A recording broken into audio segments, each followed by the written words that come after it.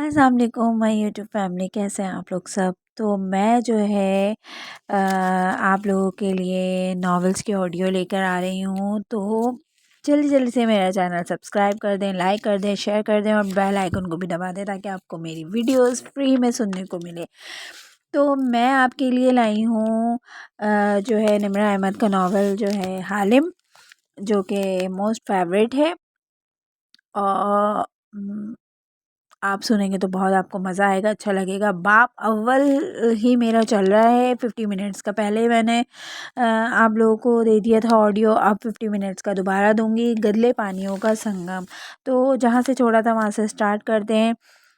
دراز کھولتے بند کرتے سیکریٹری نے پلٹ کے درزیدہ نظروں سے اسے دیکھا اور اونچا سا بولا، سر یہ اس کا فرض تھا کہ آپ کو رپورٹ کرتی۔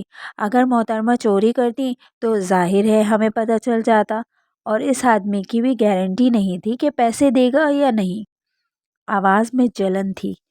تالیہ کا چہرہ بھج گیا، البتہ تنگو کامل نے ایک ناپسندیدہ نظر سیکریٹری پہ ڈالی۔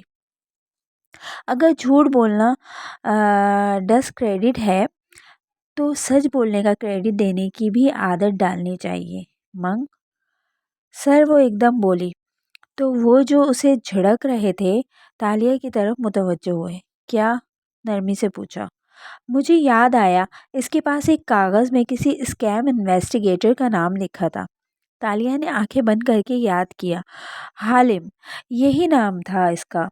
اس نے اب کے جوش سے تنگو کامل کو دیکھا۔ اس نے میری معلومات اسی انویسٹیگیٹر سے لی تھی؟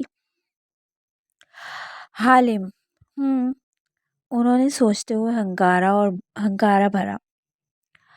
سیکریٹری منگ ہاتھ جھاڑتے ہوئے واپس آیا۔ نہیں ملا سر، کچھ بھی نہیں ملا ہے یہاں۔ تو اس حالم نے کیوں کہا اس آدمی کو کہ اس کا لیپ ٹاپ یہی ہے؟ اسی نے بتایا ہوگا، یقیناً وہ متفکر نظر آ رہے تھے۔ میں نے حالم کا نام پہلی دفعہ سنا ہے، لیکن میں اس کی تحقیق ضرور کروں گا، منگ پورے عزم سے کہہ رہا تھا۔ ایک دم تنگو کامل نیچے کو جھکے اور کچھ کھولنے لگے۔ آواز سے یوں لگتا تھا جیسے اسٹڈی ٹیبل کے نچلے خانے میں رکھا کوئی سیف کھول رہے ہوں۔ پھر انہوں نے سیف سے چیزیں نکال کر اوپر رکھنی شروع کی۔ کاغذات، جویلری کے بند ڈبے۔ سیکریٹری نے تالیہ کو فوراً روب سے کہا، تم ابھی جاؤ۔ وہ سر جھکائے مڑنے لگی تو تنگو کامل نے چند مزید چیزیں میز پہ رکھتے ہوئے نفی میں سر ہلایا۔ تم رکو تالیہ، وہ اپنا سیف خالی کر رہے تھے۔ وہ دونوں سیف تو نہیں دیکھ سکتے تھے، لیکن ان چیزوں کو دیکھ سکتے تھے جو وہ میز پہ ڈھیر کر رہے تھے۔ زیورات کے ڈبے، فائلز، چند چیک بکس اور ایک شیشے کا ڈبہ جو گھڑی کے باکس کے جیسا تھا، اور اس میں ایک سنہری سکہ چمک رہا تھا۔ پھر انہوں نے وہ چیزیں واپس ڈالنی شروع کی۔ سیف بند کرنے کی آواز آئی۔ وہ سیدھے ہونے لگے۔ پھر جیسے کوئی خیال آیا اور اسٹڈی ٹیبل کے اوپری دراز کھولا۔ اندر سامنے ایک سفید لیپ ٹاپ رکھا تھا۔ تالیہ کا منہ کھل گیا۔ یہ یہاں؟ واقعی یہ ہم نے نہیں چوری کیا، یقین رکھو۔ انہوں نے گہری سانس لے کر اسے تسلی کروائی اور لیپ ٹاپ سیکریٹری کی طرف بڑھایا۔ یہ کسی نے ہمیں پھنسانے کے لیے یہاں رکھا ہے۔ دیکھو، اوپر ان کی کمپنی کا لوگو بھی بنا ہے۔ میں جانتا ہوں یہ کس کا ہے۔ تنگو کامل اور سیکریٹری نے معنی خیز نظروں کا تبادلہ کیا۔ سر، ہمیں پولیس کو کال کرنی چاہیے، میں مسز کامل سے کہتی ہوں۔ وہ جذباتی سی ہو کر دروازے کی طرف لپکی۔ رکو، کیا کر رہی ہو تالیہ؟ اوہو، وہ اپنی جگہ سے اٹھ کھڑے ہوئے تو وہ الجھن سے واپس مڑی۔ پولیس کو نہ بلائیں؟ نہیں، پہلے ہمیں دیکھنا ہوگا کہ اس میں کیا ہے، اس میں ہے کیا؟ لیکن سر، جب یہ ہماری چیز ہی نہیں ہے تو ہم کیوں دیکھیں اسے؟ تالیہ حیران تھی۔ بھئی، اصل مالک का मालूम करने के लिए देखना तो होगा ना। उन्होंने जल्दी से उसे तसल्ली करवाई। फिर सेक्रेटरी को इशारा किया तो वो लैपटॉप लेकर दूसरी कुर्सी खींचे बैठ गया। तालिया गोमुगो कैफियत में खड़ी रही। तुम नीचे जाओ और मेरे लिए अच्छा सा सूप बना कर लाओ, फिर मैं बताता हूँ कि हमने क्या करना है। तालिया ने बुझे चेहरे के साथ सर हिला दिया और बाहर निकल गई। आधे घंटे बाद वो सूप की ट्रे लिए स्टडी में दाखिल हुई तो वो दोनों तैयार से बैठे थे। लैपटॉप शॉपिंग बैग में डाल रखा था। तालिया ने अदब से सूप इनके सामने सजाया। तुमने कहा इसने तुम्हें अपना नंबर दिया था, है ना? जी सर, मेरे एप्रन में रखा है। तुम इसको कॉल करके सूप पार्लर बुलाओ और ये इसको दे दो। तुमने चेक कर लिया है ये इसी का होगा? हमने चेक कर लिया है, ये इसी का होगा। किसी साजिश के तहत किसी ने उसे हम पे प्लान करने की कोशिश की है। पुलिस हमारी बात मानेगी नहीं, इसलिए चुपचाप उसे वापस कर दो। तालिया ने गैर आरामदेह सी होकर इन दोनों को देखा। मगर सर, ये यहाँ आया कैसे है और मैं किस तरह? वो तो समझेगा मैंने चोरी की है, तो समझने दो ना। और वो जो पैसे दे वो रख लेना, तुम्हारे काम आएंगे। मैं पैसे नहीं रखूंगी, वो बुदक गई। रख लेना तालिया, वरना वो समझेगा कि तुम्हें हमने भेजा है। इसको ये मालूम नहीं होना चाहिए कि हम इसमें इन्वॉल्व हैं, ठीक है? सेक्रेटरी अब खुशामदी अंदाज में समझा रहा था। तालिया की आंखों के किनारे भीगने लगे। मैं इसको चोर लगूंगी सर। तालिया चोर नहीं है, हम जानते हैं ये बात तालिया, और हम तुम्हें इस काम की इजाज़त दे रहे हैं। इसलिए दिल से किसी भी गिल्ड को निकाल कर ये उसे वापस कर दो। ये तुम्हारे मालिक का हुक्म है, ठीक है? तालिया ने हथेली की पूंछ से आंखें रगड़ी और सर जज्बात में हिलाया। और ये तुम्हारा इनाम है। उन्होंने नोटों की एक गड्डी इसकी तरफ बढ़ाई, जिसे सेक्रेटरी मंग ने नापसंदीदगी से देखा था। तालिया ने जैसे बेदिली से वो नोट उठाए थे। जब वो लैपटॉप लेकर बाहर निकली तो पीछे से तंगो कामिल ने सेक्रेटरी को संजीदगी से मुखातिब करके कहा, इस बेवकूफ़ पे नज़र रखना, कहीं इसको सच ना बता दे। वो तो ठीक है सर, लेकिन अगर आप मुझे कुछ वक्त देते तो मैं इस लैपटॉप को की लॉक भी करवा देता। ये हमारे हरीफ का लैपटॉप है। वो जो भी काम इस पे करता हम इसको देख सकते, और फाइल्स कॉपी कर ली हमने, यही बहुत है। और हाँ, पता लगाओ ये यहाँ आया कैसे। इन दोनों की आवाज़ें मध्यम सरगोशियों में तब्दील हो रही थी। मगर सर, इनाम के तौर पर तालिया को इतनी खतीर रकम देना गलत नहीं होगा। वो ज़रा जज्बाती सा होकर बोला, ज़्यादा बकबक ना करो। जो चीज़ इसके तवस्सुत से मिली है हमें, इसकी कीमत लाखों करोड़ों में है। वो उसे डपट रहे थे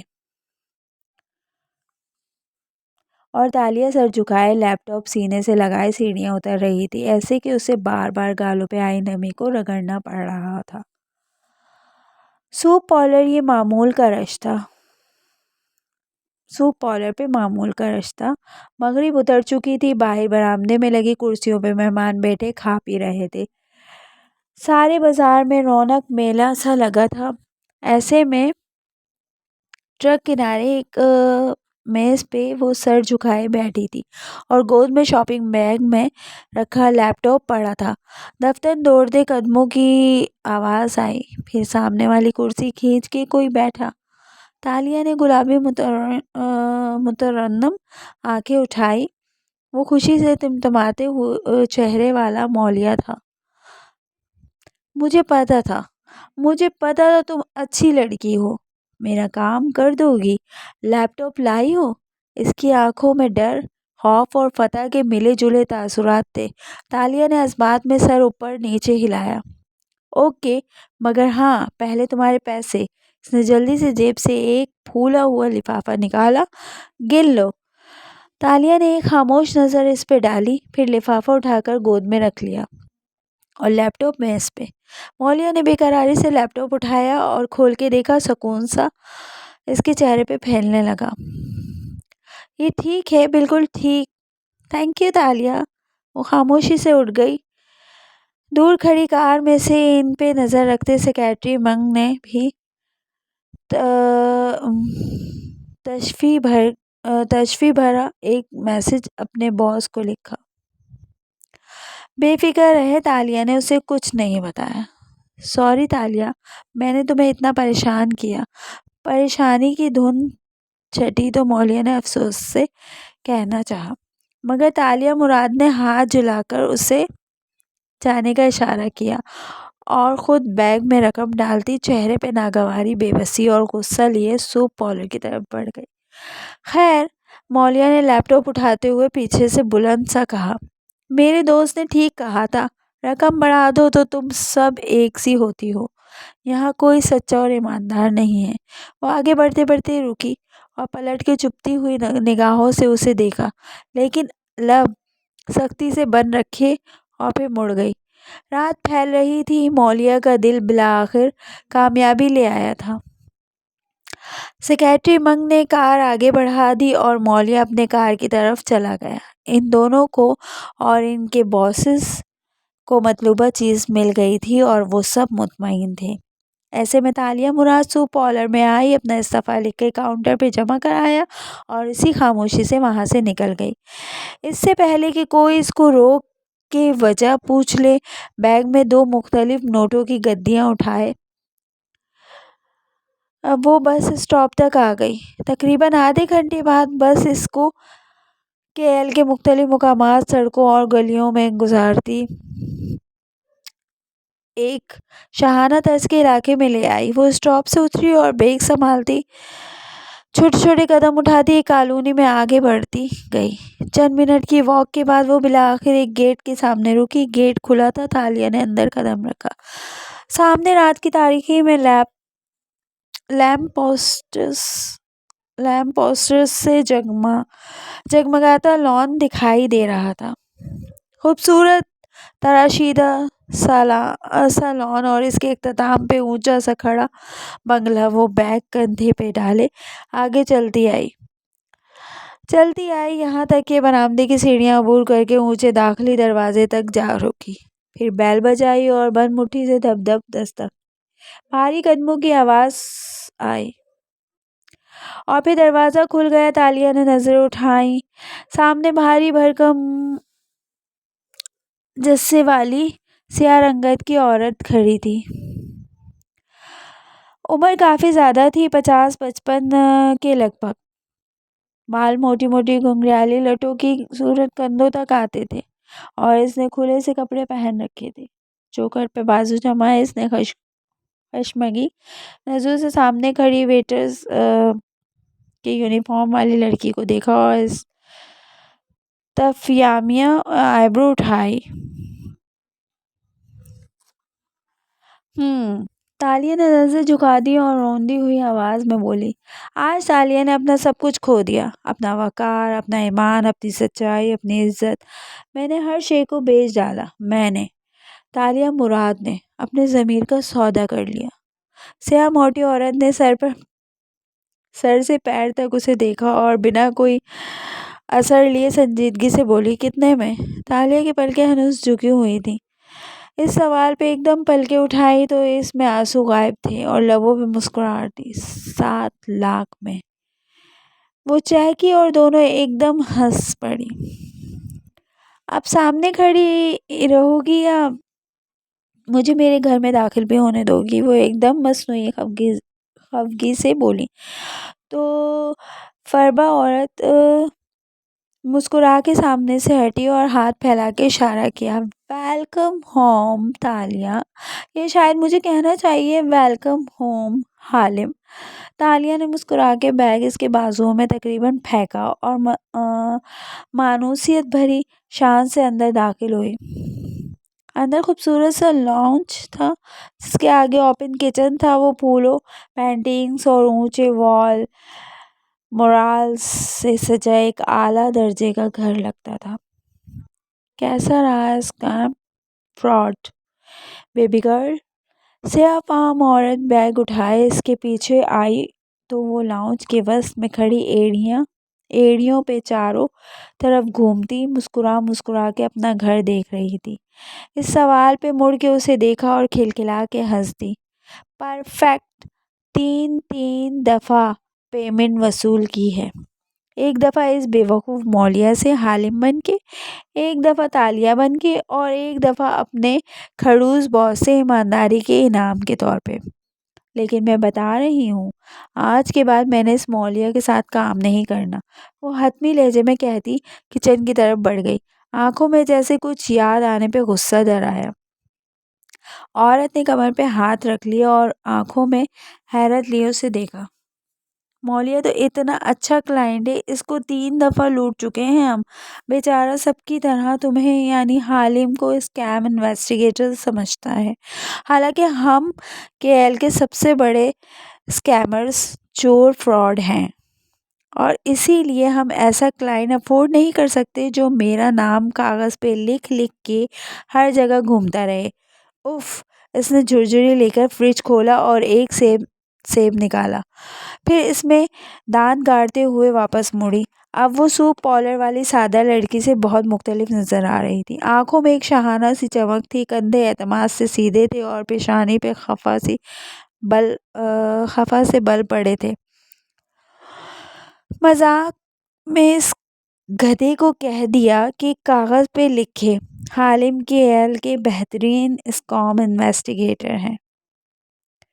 وہ تو سچ مچ لکھ کے کاغذ ساتھ میں لیے گھوم رہا تھا۔ اس کو آج ہی کلائنٹ لسٹ سے خارج کرو۔ او اچھا، فربی؟ عورت نے گہری سانس لی۔ وہ ابھی تک کمر پہ ہاتھ رکھے کھڑی تھی۔ مجھے لگا اسے ہماری اصلیت معلوم ہو گئی ہے۔ کیسے ہو سکتی ہے یار؟ وہ ہتھیلیوں کے بل کاؤنٹر ٹاپ پہ چڑھی اور پیر لٹکا کے بیٹھ گئی، پھر سیب میں دانت گاڑتے ہوئے بے نیازی سے مسکرا کے بولی، ہم ڈارک ویب سے آپریٹ کرتے ہیں، ہماری لوکیشن کوئی نہیں جانتا، اور پھر سب سمجھتے ہیں کہ حالم ایک آدمی ہے، کیونکہ میں انکرپٹڈ فون سے کال کرتی ہوں، ہمیشہ مردانہ آواز میں۔ سب یہی جانتے ہیں کہ میں ایک اسکام انویسٹیگیٹر ہوں، اور ہمارا ہر کلائنٹ آگے یہی بتاتا ہے کہ میں ساتھ میں مغرور اور بدتمیز بھی ہوں۔ وہ سیب کھاتے ہوئے ہنس دی۔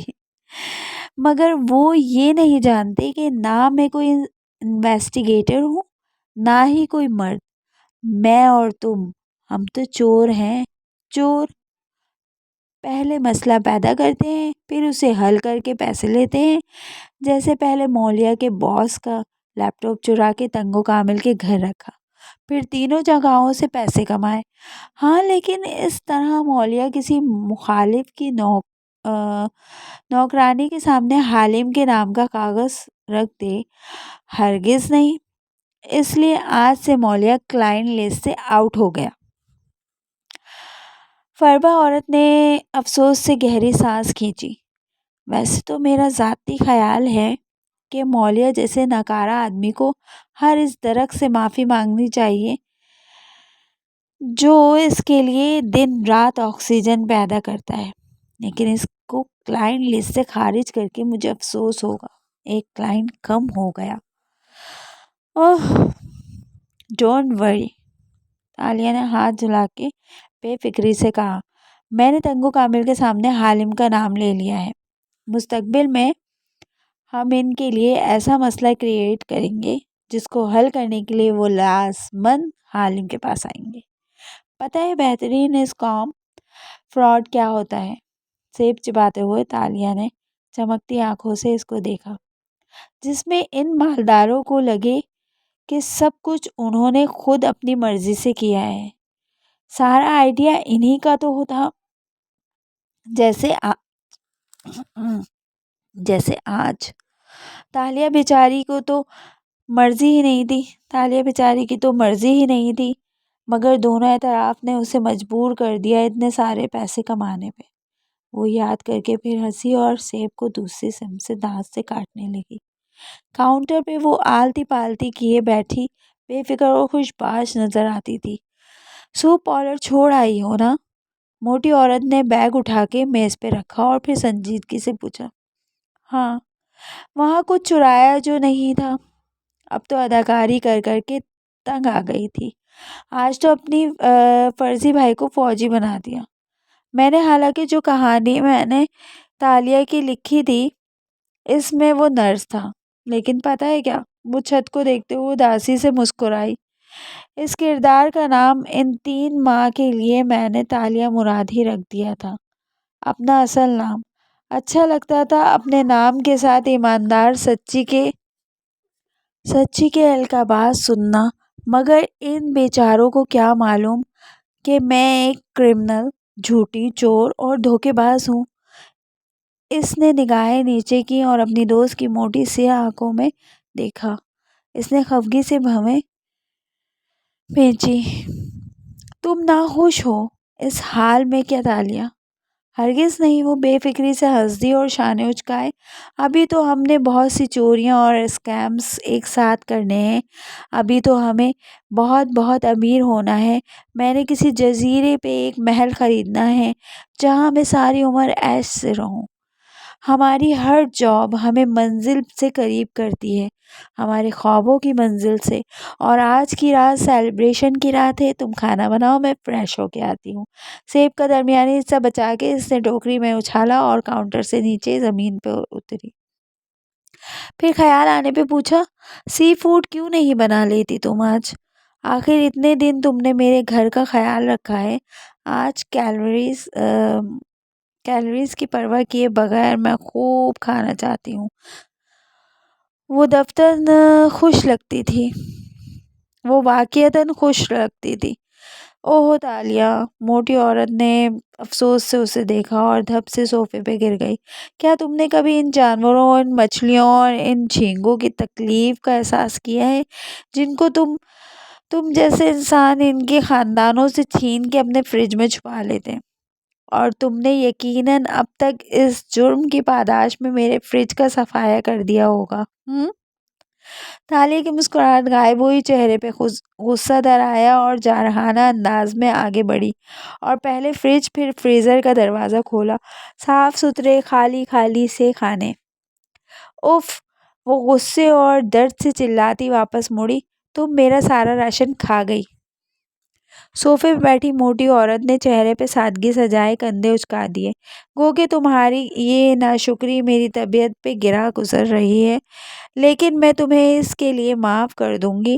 میں اس مرغی کی طرح ہوں جو ہمیشہ تمہارا خیال رکھے گی اور تمہیں تمام جانوروں کی بددعاؤں سے بچانے کے لیے اپنے پروں پہ چھپا کے رکھے گی۔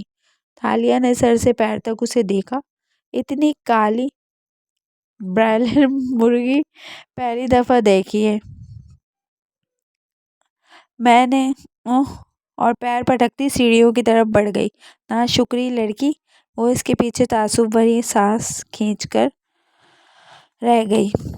رات چند ساعتیں مزید آگے سرکی، تاریکی بڑھی، داغدار چاند کے آگے سے سارے بادل چھٹ گئے اور وہ حالم کے گھر کی کھڑکیوں سے صاف نظر آنے لگا، اپنے سارے عیوب، کالک اور چمک کے ساتھ آیا اور واضح۔ لانگ روم میں اب اشتہار انگیز خوشبو پھیلی تھی۔ اوپن کچن جو سلور اور سیاہ رنگ میں آراستہ کیا گیا تھا اس وقت کسی ریسٹورنٹ کی طرح سجا نظر آتا تھا۔ مدھم زرد بتیاں جلی تھیں، میز پہ موم بتیاں روشن تھیں۔ وہ پربا عورت اپنے کھلے جھولے نما لباس کو سنبھالتی کچن کے وسط میں رکھی مستطیل میز پہ برتن لگا رہی تھی جس پہ مختلف رنگوں اور شکلوں کے پکوان چن دیے گئے تھے۔ اس کا نام لیانا صابری تھا، مگر تالیہ اس کو داتن کہتی تھی۔ ملائیشیا میں داتن پدوکا ایک اعلیٰ حکومتی اعزاز ہے جو انتہائی تعظیم کی حامل چند بوڑھی عورتوں کو ملا کرتا ہے۔ دفتر سیڑھیوں پہ آہٹ ہوئی اور اس نے چمچ کانٹے سجاتے گردن اٹھا کے دیکھا۔ تالیہ سیڑھیاں اترتی چلی آ رہی تھی، کندھوں تک آتے سیاہ سیدھے بال گیلے تھے اور چہرہ دھلا دھلایا نکھرا ہوا تھا۔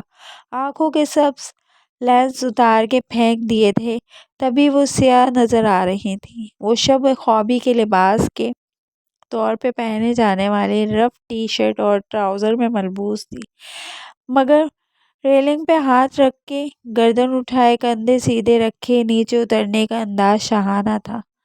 सीढ़ियों के इख्तिताम पे तालिया मुराद रुकी, आंखें बंद की और छोटी सी नाक से सांस अंदर खींची, फिर आंखें खोल के मुस्कुरा दी। मेरा फेवरेट सी फूड और सुशी है ना?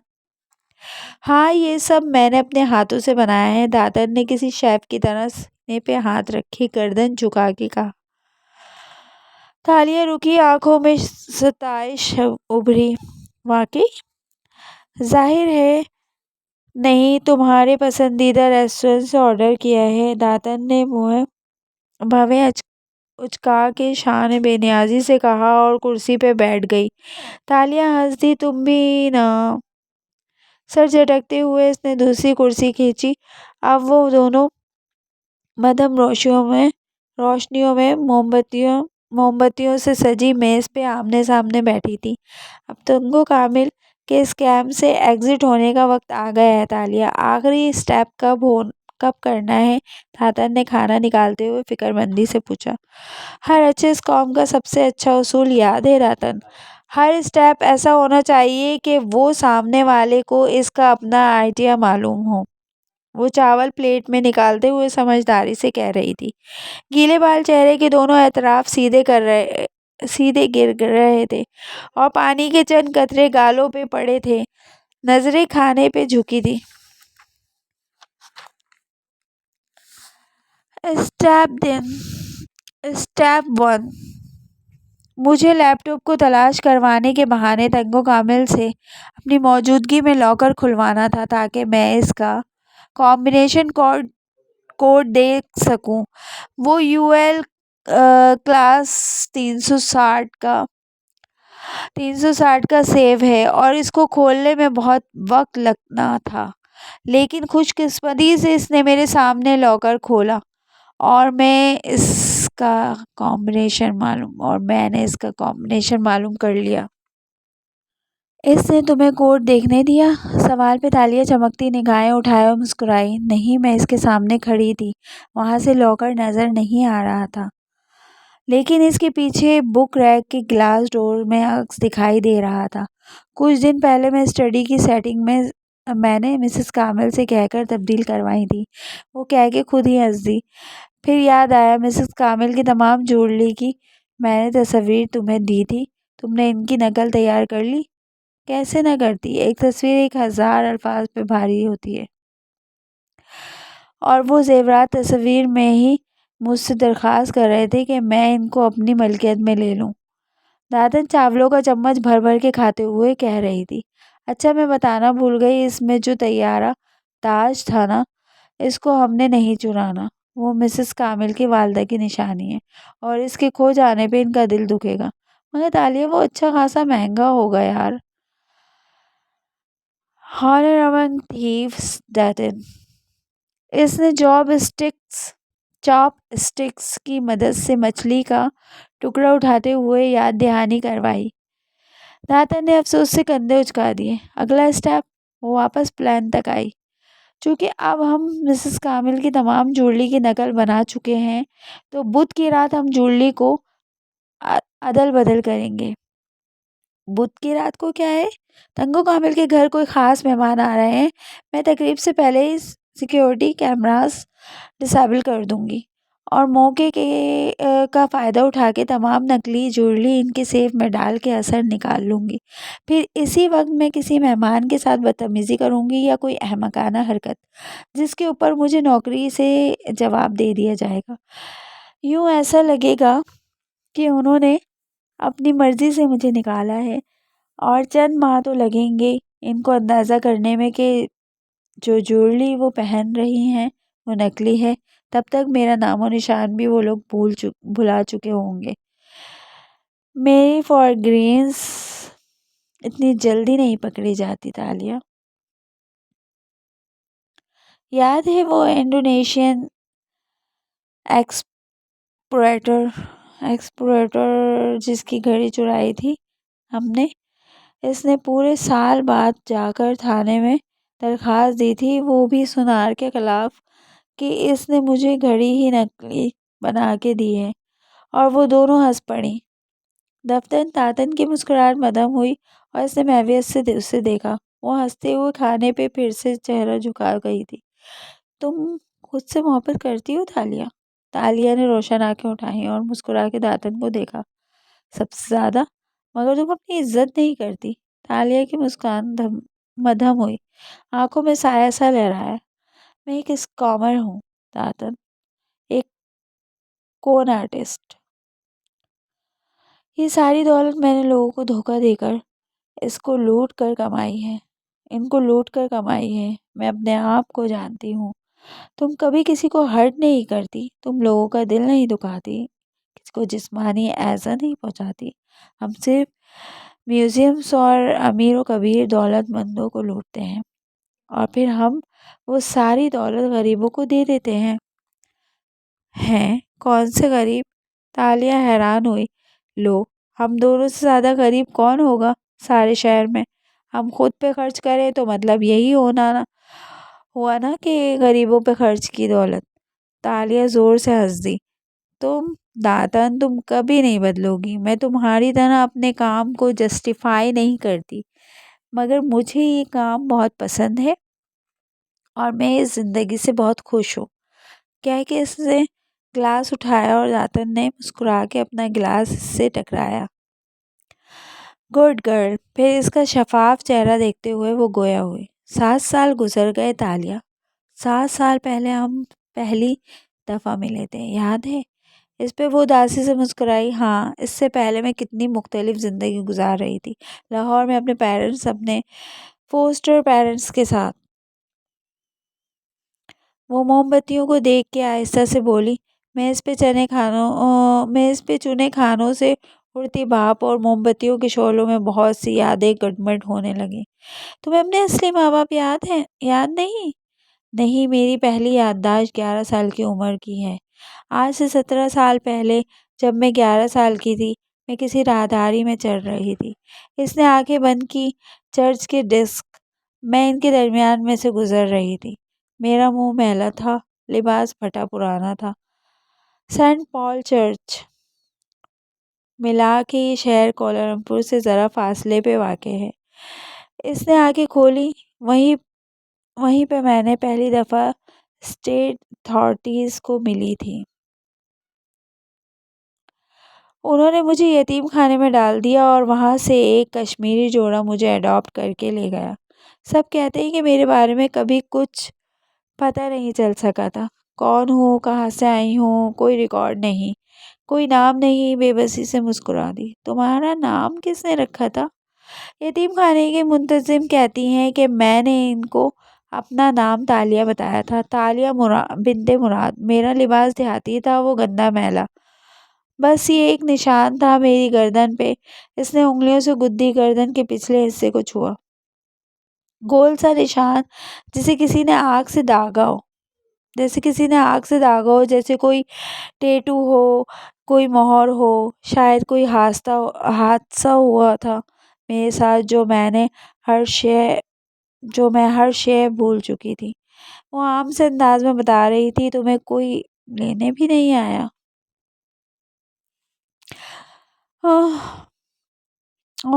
اس نے چاول کھاتے ہوئے گردن دائیں بائیں ہلائی۔ اس علاقے میں دور دور تک کسی کا بچہ نہیں کھویا تھا، کسی نے مجھے کلیم ہی نہیں کیا۔ لیکن تمہارے فوسٹر پیرنٹس تو بہت برے نکلے، داتن ناپسندیدگی سے بولی تھی۔ تالیہ کے لبوں پہ اداس مسکراہٹ بکھر گئی۔ ہاں، انہوں نے مجھے اڈاپٹ تو کر لیا کیونکہ یہاں جاب تھی ان کی اور ان کو ایک نوکرانی چاہیے تھی، لیکن یہاں پھر بھی وہ بہتر تھے۔ پاکستان جا کر انہوں نے مجھے واقعتاً ملازمہ بنا لیا۔ اگر بچپن سے مجھے اپنی ضروریات پوری کرنے کے لیے چھوٹی چھوٹی چوریاں اور بڑے بڑے جھوٹ نہ بولنے پڑتے تو میں شاید ایسی کبھی نہ ہوتی۔ چلو، کم از کم یہاں آ کے ان کی نوکری سے تو جان چھوٹی میری، تمہاری۔ وہ بھی اس لیے کہ میں ان کی بیٹیوں کے رشتے کی راہ میں رکاوٹ بن رہی تھی، اس لیے انہوں نے میرج بیورو سے جو پہلا رشتہ ملا مجھے نپٹا دیا۔ مگر میں بھی خوش تھی داتن، کیونکہ رشتہ ملائیشیا کا تھا۔ جان چھٹ جاتی اس فیملی سے۔ خوش شکل لڑکا تھا، اتنا امیر اسکائپ پہ نکاح ہوا۔ میں کتنی بیوقوف تھی نا۔ وہ پھر سے ہنسی۔ مجھے لگتا تھا یہاں آ کر میں خوش ہو جاؤں گی کیونکہ یہ میرا ملک ہے۔ ٹھیک ہے، مجھے اپنا آپ لاہوری لگتا رہا ہے ہمیشہ، مگر میری اصل قوم تو ملی تھی نا اور انہی خوابوں کے ساتھ میں یہاں آئی تھی، لیکن ایئرپورٹ پہ اس کی آنکھوں میں تکلیف سی لہرائی۔ کانٹا پلیٹ میں گرا دیا۔ داتن خاموشی اور اداسی سے بہت دفعہ کی سنی ہوئی کہانی سننے لگی۔ موم بتیاں خاموش ہو گئیں اور شعلے ادب سے سننے لگے۔ ایئرپورٹ پہ اترتے ہوئے پہلی دفعہ میں نے پہلا ویژن دیکھا تھا۔ جاگتی آنکھوں سے پہلا خواب، جیسے ایک دم آنکھوں کے سامنے منظر بدل جائے اور ایک منظر سے چلنے لگے۔ مجھے وہ وقت کبھی نہیں بھولتا۔ میں نے دیکھا کہ میں ایک بھاری تھیلا کندھے پہ اٹھائے کانٹوں پہ چلتی جا رہی ہوں، جس میں سے سونے کی اشرفیاں جھلک رہی ہیں۔ بس لمحے بھر کا منظر تھا اور غائب۔ وہ مجھے ریسیو کرنے آنے والا تھا، میرا کاغذی شوہر، اور میں ایئرپورٹ کی بس میں ہکا بکا کھڑی تھی۔ وہ اور تم داتن، تم تب ایئرپورٹ پہ ملازمہ تھی، ایسی موٹی اور کالی سی تھی مگر دکھی سی۔ میں گرنے لگی، تم نے مجھے سہارا دیا، مجھے باتھ روم تک لے گئی، پانی پلایا، یاد ہے؟ میرے ہاتھ کانپ رہے تھے۔ میں نے تمہیں وہیں روک لیا اور اپنا بیگ دیکھا، وہ بری میں آیا تھا۔ ہاں، اپنا بیگ دیکھا، وہ بری میں آیا تھا۔ اسکائپ سے میاں صاحب کا حکم جاری ہوا تھا کہ یہی بیگ ضرور ساتھ لاؤ، بس ایک بیگ۔ میں نے وہیں اسے کھولا تھا تمہارے سامنے، اور یاد ہے اس میں کیا تھا؟ وہ زخمی سا مسکرائی۔ نوٹوں کے بنڈل۔ میں کتنی بیوقوف تھی۔ منی لانڈری کی کوریئر گرل کے طور پہ استعمال ہو رہی تھی اور مجھے معلوم بھی نہ ہوا کب میرا بیگ لاہور ایئرپورٹ پہ تبدیل ہوا۔ کوئی ہوش ہی نہیں تھا مجھے۔ اگر تم اس وقت میری مدد نہ کرتی اور اس بیگ کے ساتھ ایئرپورٹ سے نکلنے میں میری مدد نہ کرتی تو میں پتہ نہیں کہاں ہوتی۔ میرا کیا کام تالیہ؟ میں تو خود اولاد کے ہاتھوں اولڈ ہوم کی طرف دھکیلی جانے والی عورت تھی۔ بڑی دکھی رہتی تھی میں ان دنوں۔ ہائے، اسے اپنے دکھ یاد آ گئے۔ لیکن یہ تمہاری آنکھیں تھیں جن پہ میں نے بھروسہ کیا، ان کی چمک مجھے سچی لگی اور مجھے محسوس ہوا کہ تم بے قصور ہو۔ ویسے کتنی زیادہ رقم تھی نا اس بیگ میں، یاد ہے تالیہ؟ کاش رکھ لیتے۔ کیسے رکھ لیتے موٹی خاتون؟ وہ غصے ہوئی۔ اسی رقم کو حربہ بنا کر تو ہم نے میرے شوہر کو ڈھونڈ اور اس سے طلاق کے پیپرز لیے تھے، مگر خیر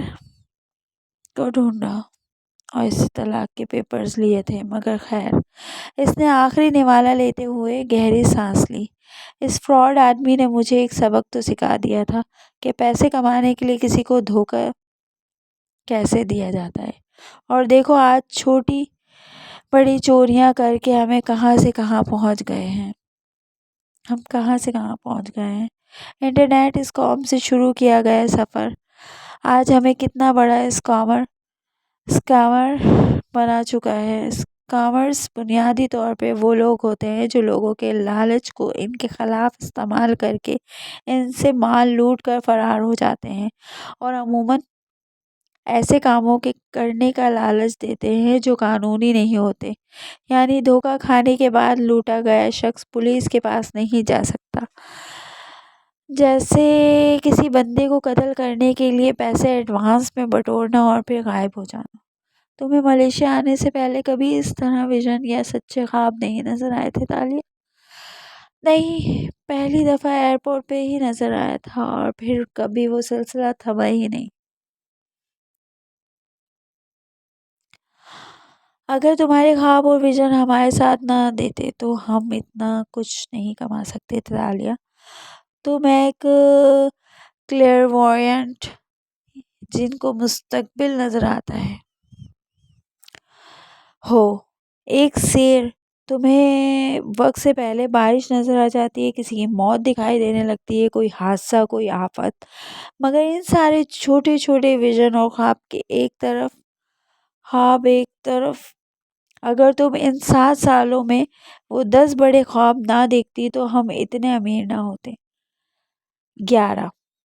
تالیہ نے نیپکن سے ہاتھ صاف کرتے ہوئے تصحیح کی۔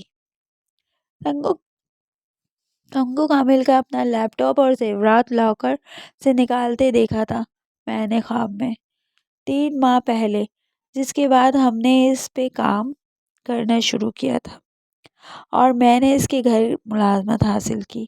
اس کو ملا کے 11 خواب ہوئے جو میں نے دولت مندوں کی تجوریوں اور میوزیمز کی قیمتی پینٹنگز اور آرٹ ورک کے بارے میں دیکھے تھے۔ جیسے قسمت مجھے خود بتا دیتی ہے کہ تالیہ فلاں کے لاکر میں یہ سب رکھا ہے، اسے چرا لو، اور 10 دفعہ ان کی مدد سے ہم نے کتنی دولت کمائی۔ اب دیکھو 11ویں دفعہ کامیاب ہوتے بھی ہے یا نہیں۔ لیکن داتن، اس نے گہری آہ بھر کے چھت پہ لگی بتیوں کو دیکھ کے کہا، میں ایک بات سوچ رہی ہوں۔ کیا؟ میں اگلی دفعہ کوئی بڑی ہیسٹ کرنا چاہتی ہوں، کوئی لمبا ہاتھ، ایک آخری جاب جس سے کروڑوں کما لیں ہم، اور پھر میں اس کام کو چھوڑ دینا چاہتی ہوں۔ پچھلے 3 ماہ میں نے ایک سچی مگر بیوقوف لڑکی کا کردار کیا اپنے اصل نام کے ساتھ، مگر ان سب لوگوں سے اتنے اچھے الفاظ سن کے میرا دل چاہنے لگا ہے کہ میں یہ کام چھوڑ دوں۔ ایک آخری فراڈ، ایک آخری چوری کے بعد وہ چھت پہ لٹکتے لیمپ کو دیکھتے ہوئے مسکرا کے بولی تھی۔ اس کی چمکتی آنکھوں میں امید تھی، خوشی تھی، سادگی تھی۔ تالیہ، داتن سنجیدگی سے آگے کو جھکی، پلان کیا گیا گناہ کبھی آخری گناہ نہیں بن سکتا۔ جس جرم سے پہلے تم سوچ لو کہ اسے آخری دفعہ کرنے جا رہی ہو، وہ جرائم کی زنجیر کے محض اگلی کڑی ہوتا ہے، اگلی چوری، اگلا گناہ، اس کے بعد مزید ایک اور ہوگا، پھر مزید ایک اور۔ جو لوگ چھوڑتے ہیں نا گناہ، وہ پچھلے گناہ کو آخری گردان کی چھوڑتے ہیں۔ لیکن میرے اور تمہارے جیسے لوگ، تالیہ، ہم چور ہیں، ساری عمر یہی رہیں گے۔ ہم نہیں بدل سکتے، انسان نہیں بدلا کرتے۔ تالیہ نے نگاہیں داتن کی طرف موڑی تو ان کی جوت بجھ گئی تھی۔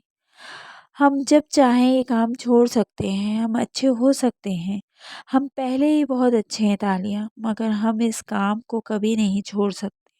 ہماری زندگیوں میں جھوٹ، دھوکے بازی اس طرح رچ بس گئی ہے کہ ہم چاہیں بھی تو نہیں بدل سکتے۔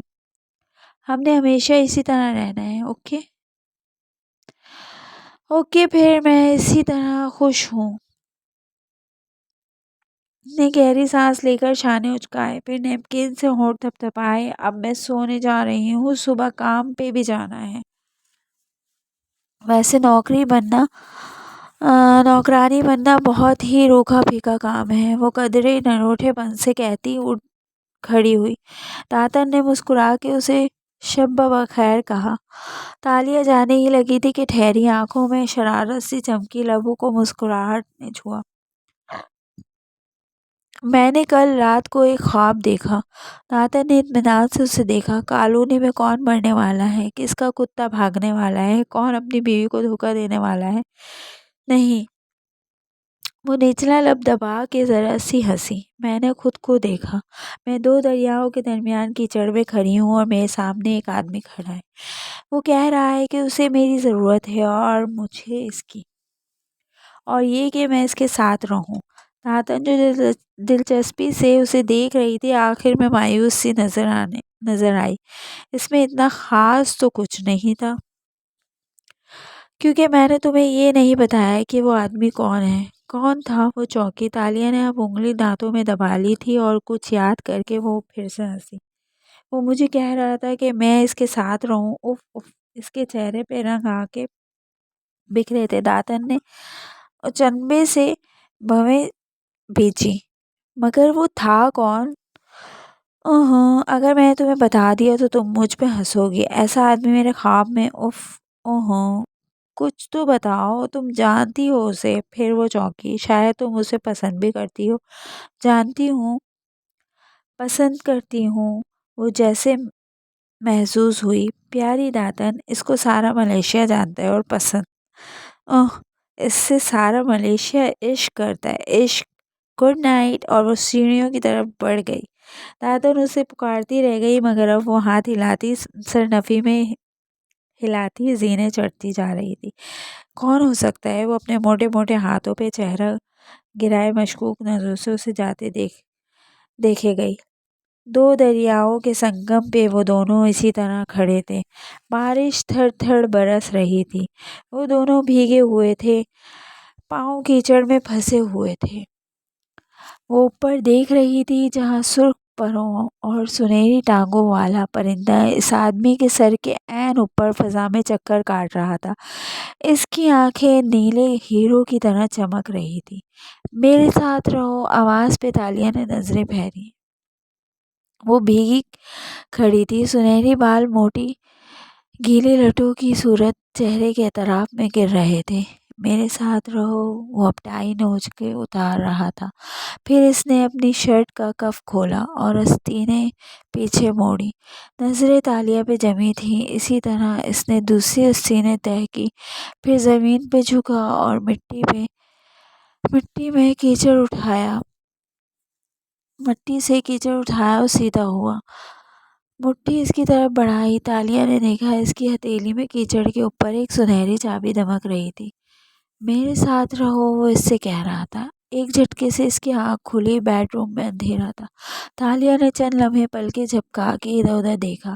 پھر اسی طرح لیٹے لیٹے آنکھیں بند کر دی اور دوبارہ سے سو گئی. چند گھنٹے بیتے اور صبح پوری طرح پھیل گئی. لاؤنج خاموش پڑا تھا. اوپن کچن کی میز پہ ناشتہ شیشے کے برتنوں میں ڈھکا ہوا لگا پڑا تھا. وہ زینیں اترتی نیچے آئی تو ملازمہ کے یونیفارم میں ملبوس تھی. آنکھیں سبز تھیں اور چہرے پہ بلا کی مسکینیت طاری تھی. لاؤنج میں رک کے اس نے ادھر ادھر گردن گھمائی. داتن. نیچے ہوں. آواز پہ وہ گہری سانس لیتی دروازے کی طرف آئی. دیوار میں نصب چوکھٹے پہ اپنا انگوٹھا رکھا. خودکار آلے نے اس کی تشخیص کی اور دروازہ کھل گیا. آگے سیڑھیاں تھیں جو مزید نیچے جاتی تھیں. وہ زینیں اترنے لگیں. نیچے کھلا سا کمرہ تھا. دیواروں پہ مختلف پینٹنگز آرٹ ورک سجایا گیا تھا. چند ڈبے بند رکھے تھے. وسط میں بڑی میز تھی جس پہ چند مشینیں پڑی تھیں اور داتن حفاظتی گلاسز لگائے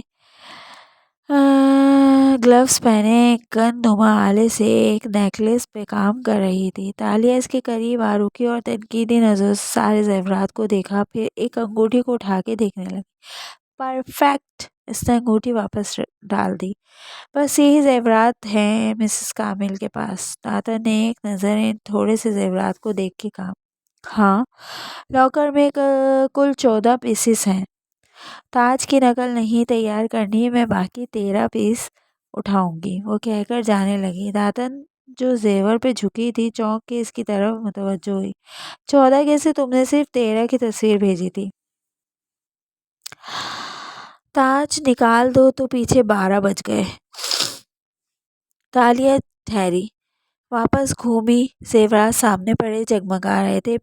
پھر سے ان کو گنا. ذرا سی الجھی. نیکلس، کڑے، بندے، انگوٹھیاں، یہ ہوئے 12 پیس. مگر مسز کامل کے تمام زیورات جو لاکر میں تھے میں نے ان کی گنتی کی تھی. وہ 14 پیس تھے. تم نے پہلی دفعہ لاکر اندر سے کب دیکھا تھا؟ 1 ماہ پہلے جب میں نے مسز کامل کی انگوٹھی چھپا دی تھی اور ان کو میرے سامنے لاکر کھولنا پڑا تھا. تب میں نے سارا لاکر دیکھا تھا. کوڈ اس لیے نہیں دیکھ سکی تھی کہ مجھے انہوں نے لاکر کھولنے کے بعد بلایا تھا. وہ الجھ کے انگلیوں پہ گرنے لگی۔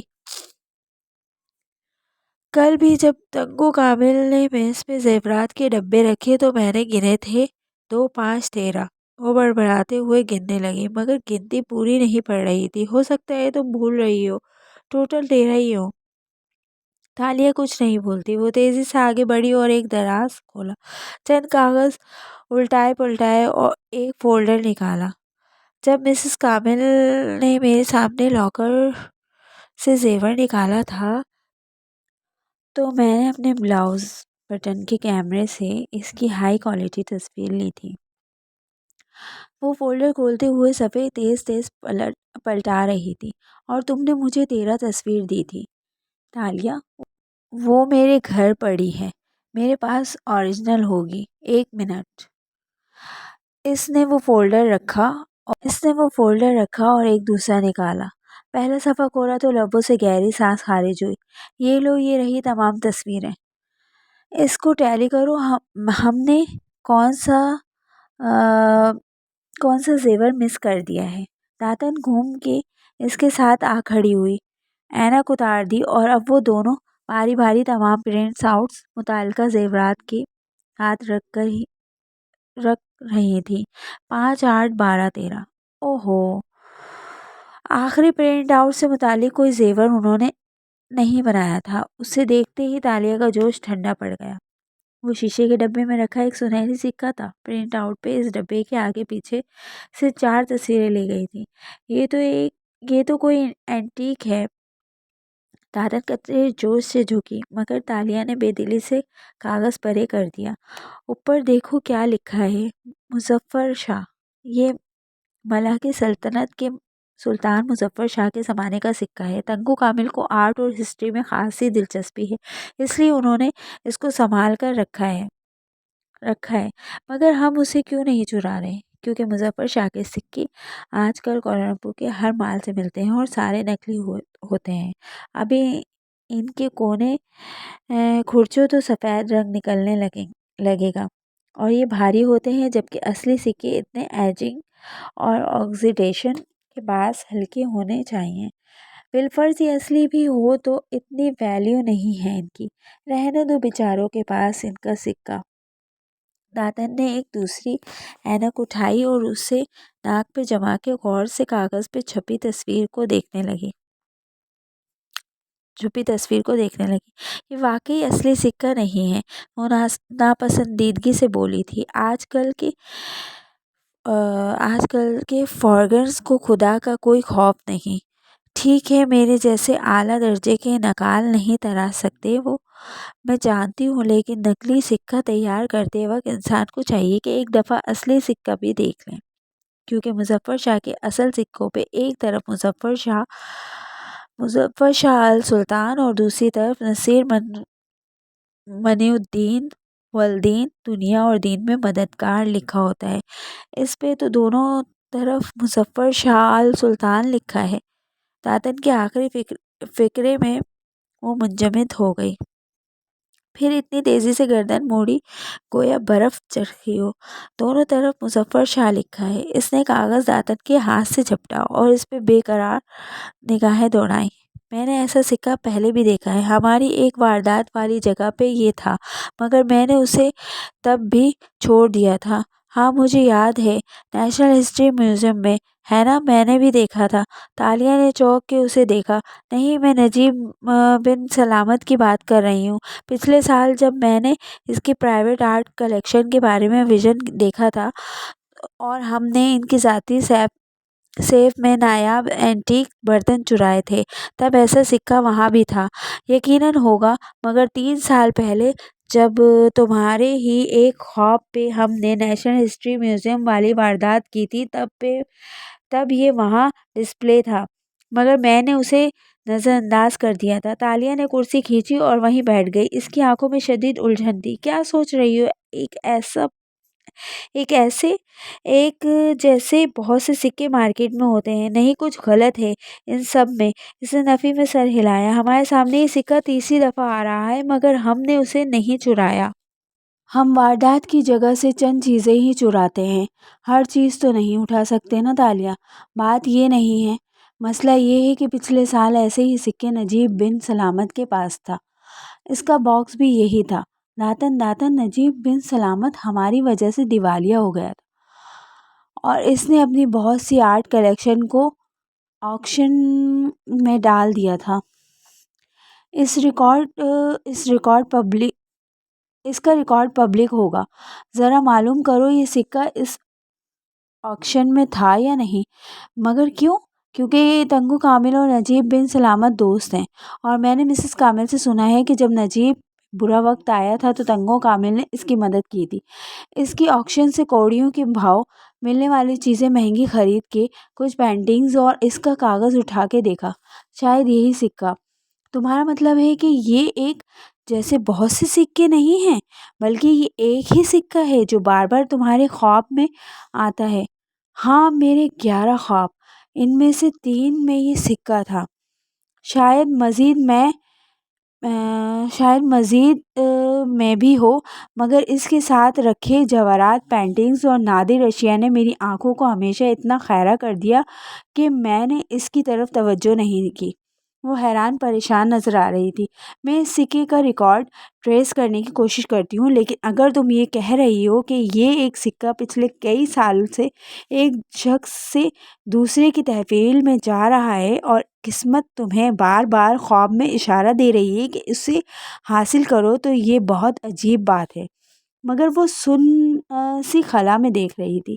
میں ہمیشہ اپنے خوابوں کی تعبیر غلط کرتی ہوں۔ کسی کو پانی میں ڈوبتے دیکھوں تو سمجھتی ہوں وہ مرنے والا ہے، مگر چند دن بعد معلوم ہوتا ہے کہ اس کو کوئی اعلیٰ تعلیمی کامیابی ملی ہے، کیونکہ پانی علم کا سمبل ہے۔ کسی کا زیور چوری ہوتے دیکھوں تو سمجھتی ہوں کہ اس کے ہاں ڈاکہ پڑنے والا ہے، مگر اس کو طلاق ہو جاتی ہے۔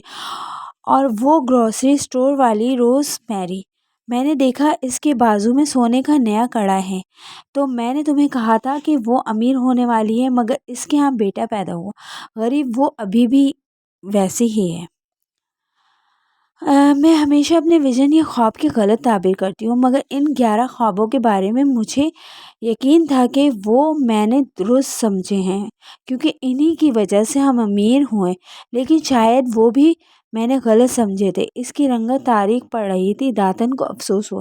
تم کام پہ جاؤ، میں اس سکے کو ٹریس کرتی ہوں۔ اس نے اس کا سر تھپک کے تسلی دی تو وہ بے دلی سے اٹھی اور سر ہلایا، پھر ٹھہری۔ میں اتنے سال سمجھتی رہی کہ میری تقدیر مجھ سے یہی سب کچھ چاہتی ہے کہ میں چوری کروں۔